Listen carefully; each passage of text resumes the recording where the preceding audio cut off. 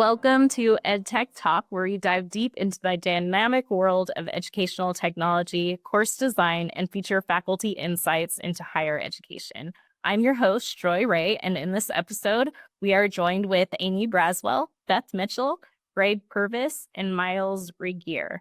So first, I want to say thank you so much for joining me today and express how excited I am that we are going to be talking about this topic. For today, we're discussing how to prepare students for the workforce. And that's one thing that I've noticed coming here to Forsyth Tech is how much the college wants the students to succeed when they move on into their careers. So before we dig into the concept, can you guys please introduce yourself and tell us a little bit about what you do here at the college?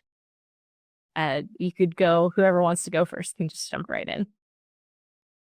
Greg Purvis, I'm over the aviation program coordinator, and been here since 2020, and program's going good now. So, and back on the workforce and work on aircraft. I'm Myles Regier. I'm Associate Dean for Engineering and Transportation. I teach a little bit in the motorcycle class. Two wheels that's the name of the game for me. That's where my background is. And so my role here as Associate Dean is helping supervise all of the transportation programs at the Transportation Center. And I work closely with Greg at the Aviation Center. Beth Mitchell, and I'm the Career Services Director. So I'm all about connecting our students with employers in whatever way we can and helping, in any way that I can get our students ready to join the workforce. So I'm excited to be here. And lastly, I'm Amy Ball Braswell. I'm the Associate Vice President for Student Success, which means I have our professional academic advisors, our dual enrollment advisors, our admissions and records office, our success coaches, and our new Boost initiative, which is a statewide initiative to mirror the CUNY ASAP project to get students through to completion quicker. Great. Thank you so much. So to start off, I thought we would talk a little bit about Forsyth Tech's QEP program. So can you guys start by explaining what it is and what the focus is and how it aligns with the college's broader mission? If you want, I can go ahead and kind of jump in first because I probably have the longest history with the QEP because I was on the writing team as well as kind of responsible for getting it off the ground here at Forsyth Tech. So QEP is a quality enhancement plan. It's part of our SAC-COC accreditation process. We have to go through this every 10 years, and it's a 5-year plan identified by the institution to enhance something we're already doing, but focused on our student data and our institutional priorities, what we can do to kind of take the institution to the next level. Our focus was on career planning and early career engagement with students to try to decrease the number of program changes and decrease time to completion for students because we saw that as a big issue based on our data. And so it's called Course to Career, or Charting a Course to Career for the long name of it. And we began this process. We're in we're in the full second year of implementation, but year 3 of the total QEP timeline. So this runs through 2026 for us. And its mission really is to align what we want as an institution, which is to ensure our students leave our institution into a career that gets them to a living or family sustaining wage, or a new term which I love, which is called a thriving wage, something that fits where they want to be in life, and get them there as quickly as possible. So identifying early where they want to go and then helping them connect with all the resources they need to get them along their way through to completion. And Beth has been instrumental in this, both as part of the QEP team and now one of the co-leaders of the QEP with my recent transition at the institution. Very nice. Thank you so much for that overview. It's fun to see when you first come here, the excitement that's in all the signs for the career readiness and stuff like that. So how can instructors incorporate the goals of the QEP into their teaching practices to make sure that they are supporting their students with what they're doing? Yeah, I was going to chime in with that, and that will kind of tie in here is really the boots on the ground part of the course to career is making sure students are aware of the different career pathways in each of these programs. And we've done some alignment so that way if a student is starting out in a program and then after that first semester decides that maybe automotive, for example, isn't a good fit and I really would like to go to diesel, there's a way that transfers over and they don't get behind by a semester or so. So that's kind of the boots on the ground part of it. There's other things like our pre-apprenticeship classes that help with some of that career exploration for students so they know what they're getting into beforehand.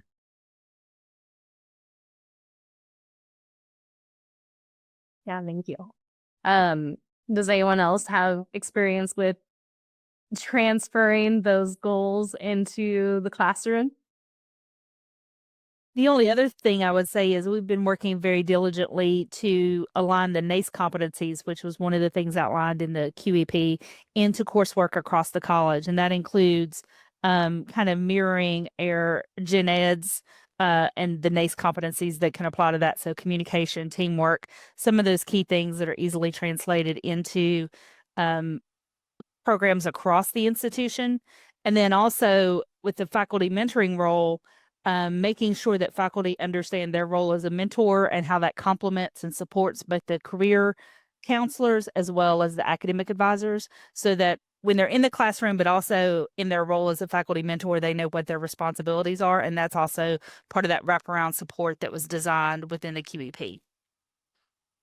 I really like that idea of the wraparound support. So what are all the pieces of that? Because you talked about the faculty mentor, right? And there's a lot of different pieces of and people that help support the students. So what are all those different support systems that a student has? So a student can see in Navigate, which is our student management system, they can see their professional academic advisor or their faculty advisor, depending on if they're in a cohorted, very specific program. Like interior design has a faculty advisor versus, but they also have an academic advisor. If they're assigned a success coach, so if they're a trio student in the Minority Male Success Initiative, NC Reconnect, or any of those kind of specialty programs, they have a success coach listed. They also have someone from Beth's team in career services listed as their career counselor. They have their financial aid technician or advisor listed, who is part of that team, their faculty mentor, as well as a financial aid representative. So they have like that full scope of people that they know that they can reach out to regarding whatever they would need as a student. And if that person can't answer it, they can put them in contact with the person who can. I like that because we have like this big goal, but sometimes it's crazy to think about how that big goal can be broken down into all of the little things that we do every single day. And knowing how all that intertwines and adds up to the bigger picture of the college is really helpful. So you also kind of touch on NACE competencies and how they work with the QEP, but can you specifically talk to what NACE competencies are in general for those that might not be familiar with it? I'm happy to take this one. So for those that aren't aware, NACE is really just a professional organization, but it stands for the National Association of Colleges and Employers. And it's really a mix of college, career services professionals and employers who are hiring new talent straight from community colleges and universities. And it's been around since the 50s. It does a lot of research on the topics that we're talking about here. Things like what competencies do people need to be successful in the workforce? Does a lot of research on economic trends, labor market trends, job trends, occupational trends. And so the competencies that NACE has identified as the kind of the core career competencies are based on their research. So as they did research with a huge network of employers across the country and what they were looking for when they hire folks from colleges, there were 8 really that stood out. And so they're career and self-development, communication, critical thinking, equity and inclusion, leadership, professionalism, teamwork, and technology. So think I got all 8, but that's with the 8 competencies. And again, it's not just that this organization decided those, but they did a whole lot of research, and you can find it on their website. But that's those are directly from employers that are hiring our graduates. That's great. Did you have a little piece of paper with those written down, or were you able to remember them? Did have it. I'd write it on a Post-it note. Yeah, I have it written down. Sometimes I can get them all, but sometimes I'll forget 1 or 2. So That's pretty good. So how can we incorporate those 8 competencies into the classroom to help ensure that they are being taught the regular curriculum along with those 8 items? So there's quite a few examples and instructors that may or may not be familiar with the NACE competencies. They maybe already are using some of these things. Critical thinking is probably the easiest one, with examples like quizzes and tests, knowledge checks along the way. But it expands into other areas like scenarios and role playing, technology. When we talk about that one, it's like ethical usage of AI and other resources that are available to you. Communication, public speaking classes, professionalism. In the transportation programs, we use a professionalism grade, so a daily grade that students are checked off on for, did they show up on time? Did they leave at the appropriate time? Are they wearing the appropriate, we have the uniforms and stuff like that, so they have to, are they in the appropriate gear? If they're in a welding lab, right, are they prepared for that? So they're not going to get lit on fire. Safety practices, wearing safety glasses, and things like that. So there's multiple ways that we do that, but it really goes through the whole gamut of things that we can apply. So. And Greg, what about in your area? Do you incorporate what kind of things do you incorporate into your programming and stuff? Primarily, this being a new course, all those we're trying to get it up to speed, and we're still working on those to make sure that what they've been talking about, that we're doing those. One that Myles has mentioned is safety. And so we take each one of them being safety because of the equipment we're working on, plus when they go out into the workforce in aviation. There's statistics on that also, and those reports, and how we can do better at working all those, because there's a big thing on just something about tool, as far as something as simple as putting away your tools, but it's a way of going about that, where the student, when they leave here out to the workforce, that safety is their number one. Yeah. A lot really in that field as well. So that's great. So how does Forsyth Tech collaborate with local businesses and industry leaders to ensure that the curriculum and students' experiences align with the workforce needs? take a shot at that. I think the answer that first comes to mind is that program areas have advisory groups or built groups, and built stands for business and industry leadership teams. And those teams of employers are there to be able to kind of advise on what they're looking for in students, and what skills and things that they want to hire coming out of Forsyth Tech, to kind of guide the curriculum. But I'm also not an instructor, so feel free, Myles or Greg, to jump in.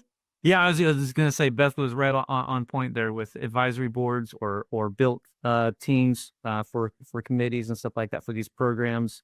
That's really for us as instructors. We I don't want to say we're in a silo a little bit, but you're kind of isolated from the industry once you're full time as an instructor, and so getting that industry input into your curriculum, how you're doing some of your assessments, things like that, is really valuable for us to make sure that we're meeting what the workforce needs are.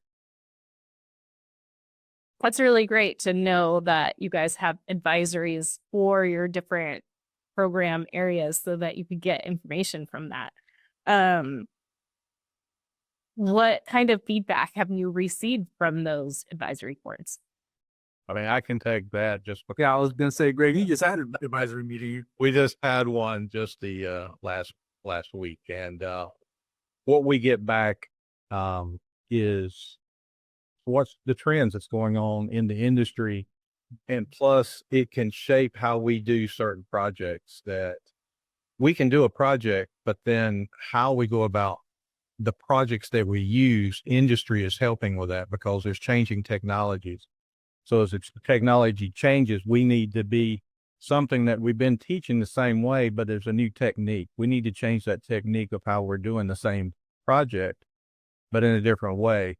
That's what industry gives us. Plus working with industry gives us the ability to maybe a donation of equipment that gives us a better way to actually show the student because of the equipment itself, because it equipment that we may not have that gives the student something to work on that they would see more so when they go out in the industry that we may not have at the time. So that's where it's helped us tremendously. And our meeting the other day went well because I think some industry stepping up a little bit more.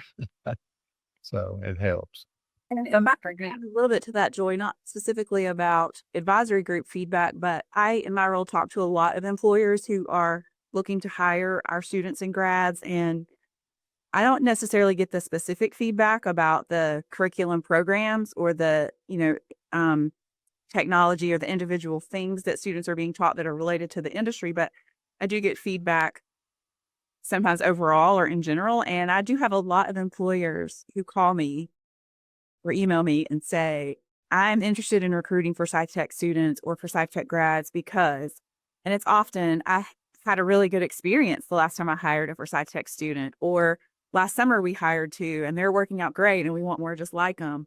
Or I was a for SciTech student and I know the quality of training that people get at for SciTech. So I want to pay it forward and hire from my alma mater as well. And so I'm not getting the probably as detailed a feedback as you're going to get in an advisory group or a built, but I think that overall we have a really good reputation for preparing our students well, and employers are eager to hire from us, and I'm always happy about that. So just to brag on all the work that the faculty are doing, they're doing a good job, and employers are happy.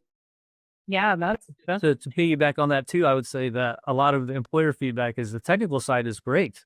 I think the area that is just a room for improvement is those soft skill side of things, communication and critical thinking and just kind of working on those skills, the professionalism side of it. And Beth, you had some great stats at a meeting that we were at somewhat recently about what the students thought about their communication skills versus what the industry was actually saying. And there's definitely a little disconnect there. But with the NACE competencies and stuff like that, and incorporating that into our classes, I think industry partners as of recent advisory meetings are saying that those soft skills are improving. So. Yeah, just to add on that really quickly, we did some employer roundtable kind of discussions. We did a breakfast and a lunch last year as part of our adult learner work. And the feedback that we got from the employers that were there which were anything from like customer service industries like restaurants and retail stores to retirement communities and nursing facilities and everything in between, including like Dear Hitachi and some of our larger regional partners. But one of the things that they talked about are those kind of soft skills that Myles mentioned. They want someone who can communicate effectively. They want someone who understands what teamwork means and working collaboratively as a team within an organization. Professionalism is a big one that keeps coming up, of understanding how to show up on time, what it means, what your work hours mean, all of those kind of things. And then critical thinking, how students can process and think through problems within the workplace so they're not having to ask for guidance from supervisors, were like the four big ones that came up over and over in our discussions. And so knowing that we are already working to embed the NACE competencies across the institution, and this is exactly what our employers want. We do a great job with the hard skills, the actual technical skills, but now we're also going to be able to do a little bit better with those kind of soft skills or employability skills. And as my team is kind of helping students get their resumes together and prepare for the job search. One of the things we tell them is that, it's good to have a skills section on your resume. And what feedback I have gotten from employers for years is that, everyone puts on their resume that they're dependable and hardworking and they can communicate and work as a team. And then they get hired and it turns out that they are not dependable and they are not hardworking. And so employers have kind of said, we don't believe it when people put those soft skills on a resume, which is tricky because some of our students really do have them. But if they list those on a resume, the employers are hesitant to even believe it because they've been burned so many times. And so we try to focus on the resume on those hard skills, the things that, if someone says that they know how to weld, they can do a welding test and prove it, but it's much harder to prove that you can be professional, during the application interview phase. That's hard to prove. But those soft skills are so important that while employers may not be hiring based on those, they're definitely the reasons that they will fire somebody. So it's so important for students to understand why they matter and how they can really affect their entire career journey. If they're unsuccessful in those areas, even if they're really good at the technical stuff, those soft skills can keep them from being able to maintain and progress in a career. Yeah, very true. My supervisor likes to refer to them as essential skills because really it's something that's needed no matter what profession you go into, right?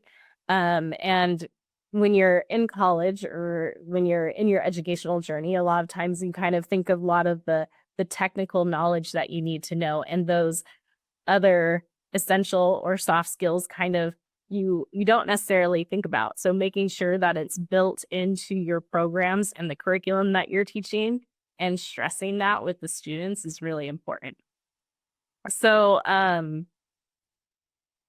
skipping ahead because you guys covered so many of the the questions I was going to ask about those because they are so important. You've named a lot of them, like professionalism and being dependable and being able to collaborate and work as a team.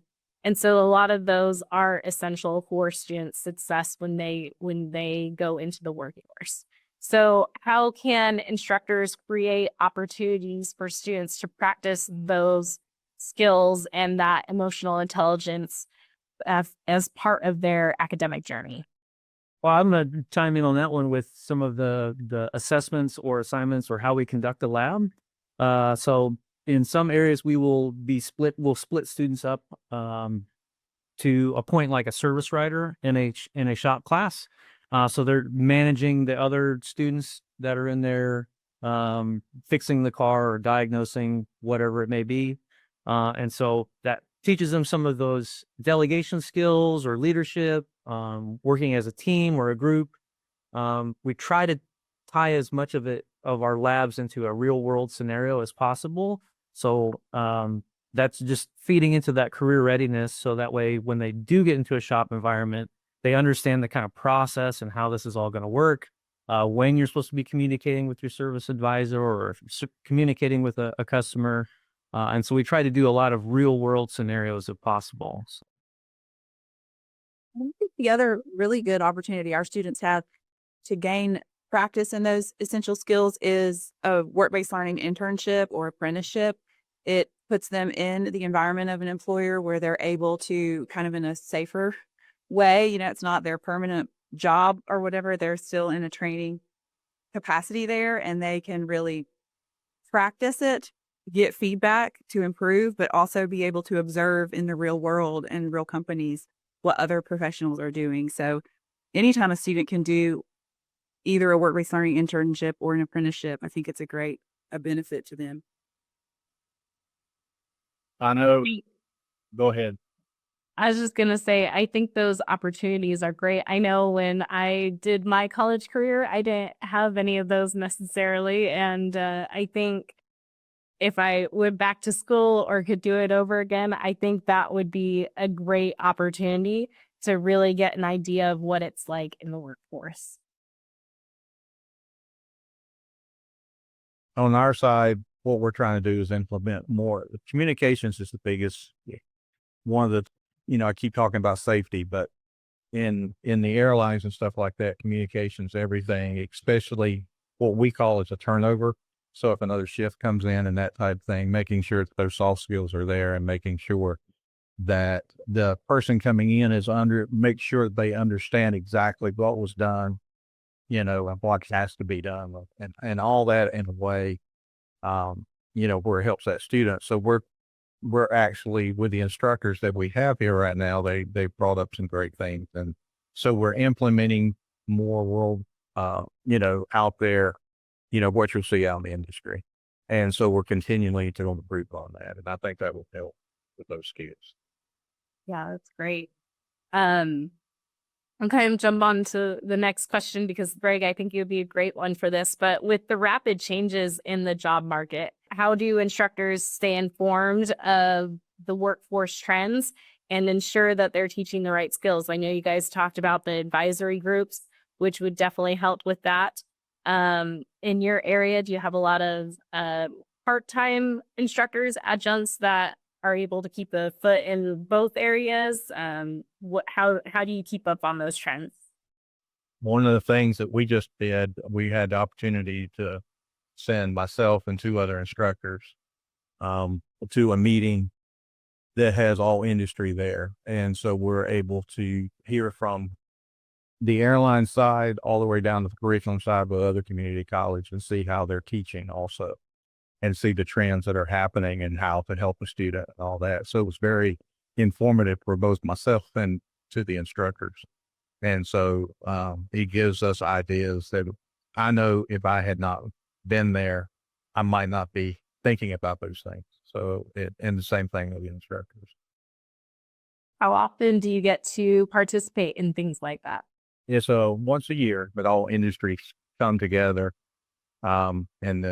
it's just great because there's always new things happening, and we're able to all get in a group and share those things and breakout sessions and everything else. So it's really good. And then with their advisory boards also, that helps because we are dealing with industry and they are telling us the new trends that's going on and where we need to go to help our program. Beth, I know you want to chime in on this one, but can I step in here real quick and I'll turn it over to you? Yeah. Because I just want to piggyback on what Greg was saying. Yeah, like advisory board, that's a big thing for instructors to stay in touch with what's going on in the industry. Conferences like what Greg mentioned, periodicals or magazines, articles, technical bulletins. We're involved with a lot of OEMs in the transportation programs. So we have access to a lot of their technical information. So anytime updates come out, we're trying to keep up on that. It's a hard task for an instructor to stay up on industry stuff. It really is. That's a whole nother thing. But there's multiple ways that we try to keep involved with there. So, but Beth, go ahead. I was just going to say, that not necessarily to keep up with industry specific trends, but to keep up with just hiring and employment trends. I would love for faculty to remember that career services is a good resource. I mean, that's part of our job, is to help.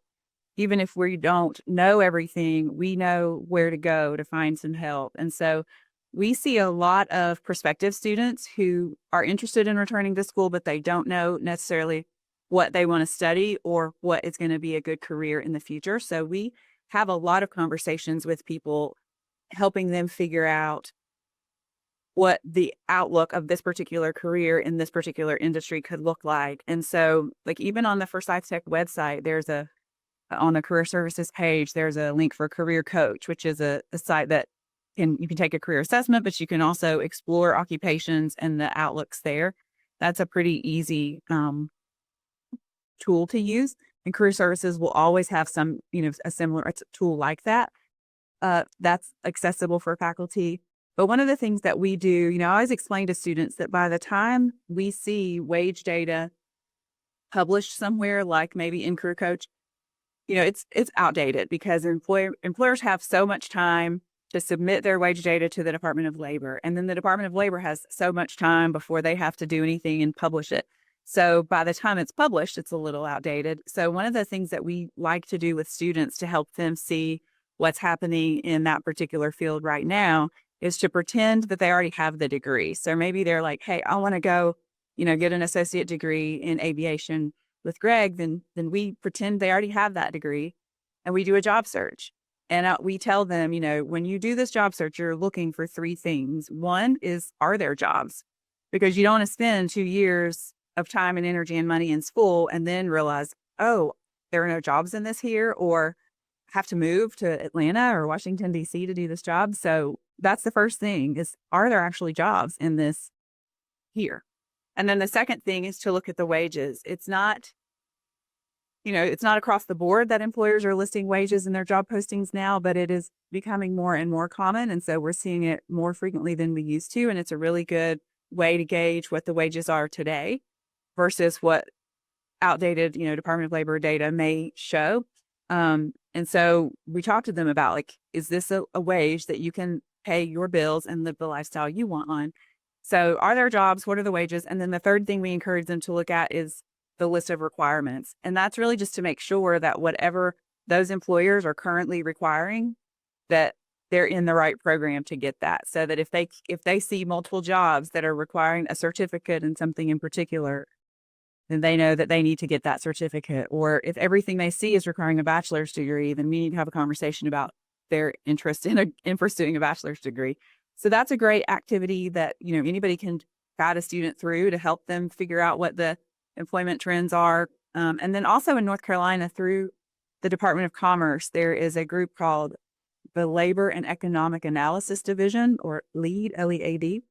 And I try to stay up to date with stuff information. It can kind of feel overwhelming because they have so much data and statistics. So if a faculty member is interested in looking at more, certainly get in touch with me. But there is, they have, blog posts and webinars and dashboards and all kinds of things that you can get information about employment trends in general, but employment trends specific to certain industries.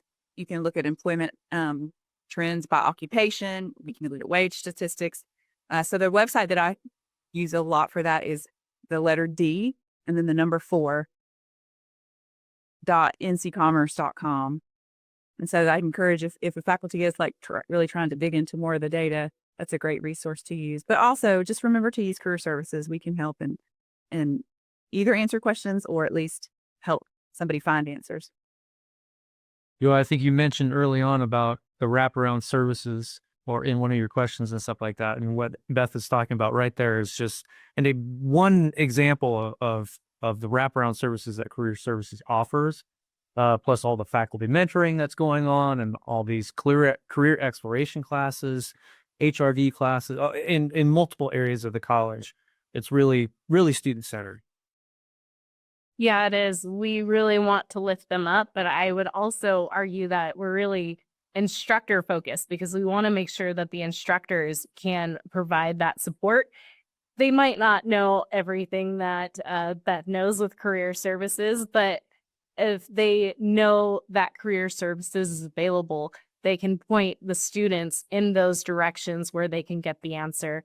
And that's the thing, right? We don't need to know everything, but we need to know who we can reach out to and who to direct people to so that they can get the answers that they want, which is great.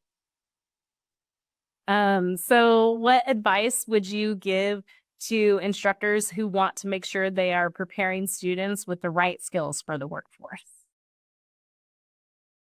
Jump in and then I'll be quiet because I know I've talked a lot, but I really encourage all faculty to engage with employers whenever they can. So, for example, I'm bringing employers on campus for Workforce Wednesdays or in career fairs, and they love it when faculty come and talk to them. They tell me about it at the end of the day. And so I really would love if more faculty would take advantage of that. And, it may just be a different population than they engage with in their advisory group, and they may be asking different questions, but just engage with them and ask questions of employers anytime you can. I want to chime in on that one too. One of the things that I've found effective when helping train some new faculty is telling them to put their shop owner hat on for just a little bit, and you are hiring a graduate to come into your shop. What are the essential skills they need to know, right? And a lot of times that light bulb, because they're I'm new to teaching. I don't, I've been reading the book and I think I know what I want to do. And in coordinators, we do a pretty good job of turning over classes for an adjunct or something like that. That's pre-can ready to go, but there are some flexibility on how they want to instruct their class. But there's one particular faculty member that comes to mind, and I was just like, you own a shop. What do you want them to know when they come into your shop? And he was just like, oh, I know exactly. And he just took it and ran with it and was fantastic. So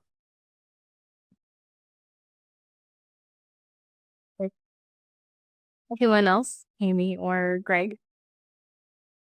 No, I think what's helped us out here, being a satellite campus, is all the instructor, is staying part of the industry, but just the career services again, and being a standalone. Like I said, we're standalone out of here, so now, career services and everybody's coming out here more, and it really helps us do that tremendously.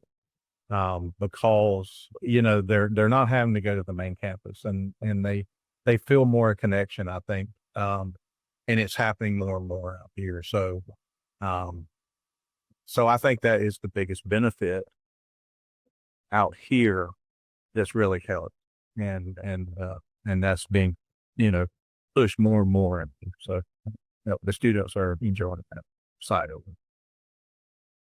And the only other thing I would add is, from my perspective, my current perspective, I'm trying to do more to help our academic advisors, faculty, and career services engage more closely so that they're talking to each other more on a regular basis. So if an advisor has a student who is uncertain of what their path should be, they can make that referral to career services. If a student is in a class that is not a good fit, or they feel that's not a good fit, the advisor can reach out to the faculty member to help that student have the conversation, or point them to their faculty mentor to learn more about their industry, especially in the CTE areas, because the faculty are much more tied to the industry than the advisors are. And so making sure that everyone's working together for student success, and that the faculty get what they need, the advisors have the information they need, and then we're all connecting with career services to make sure that we're helping the students find the right path for them. That's great. Yeah, that Amy. Well, if there is one thing that instructors should remember about this episode and preparing students for the workforce, what would you guys want it to be? You guys could all have your own answers if you would like. It doesn't need to be a group answer, but what is a big highlight that you guys want people to take away? There are people ready to help them and answer questions. Mm-hmm. Yeah, ditto to that, Beth. We're all on the same team. We're all working toward the same goal to help our college live its vision of being a catalyst for equitable economic mobility for our students. So how do we do that? Is by working together and reaching out to each other when we need help. So if faculty have questions, we don't expect everyone to know everything, and we all have subject matter experts in our areas. So connecting to those people who can support you and answer the questions, so that we can all better support our students. That was a great. You got anything you want people to take away from? yeah, I think as instructors, one of our things, either by using NACE competencies or how we're conducting our classes, is just trying to instill in our students that eagerness to learn. That just because they're here for a couple years doesn't mean the learning stops. After that, like, you're going to need to learn while on the job. And having that eagerness makes you more marketable, you know what I mean? And it makes you a good employee once you hit the workforce. So just helping them to be eager to learn.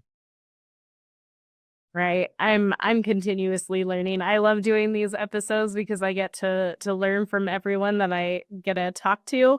And I know there is something new to learn in any job, even just in life. So it's great. Well, thank you guys so much for joining me. And thank you for people listening, joining us on this episode of EdTech Talk. Tune in next time for more insights, discussions, and inspirations in the world of higher education. Until then, keep on leading and learning. Thank you.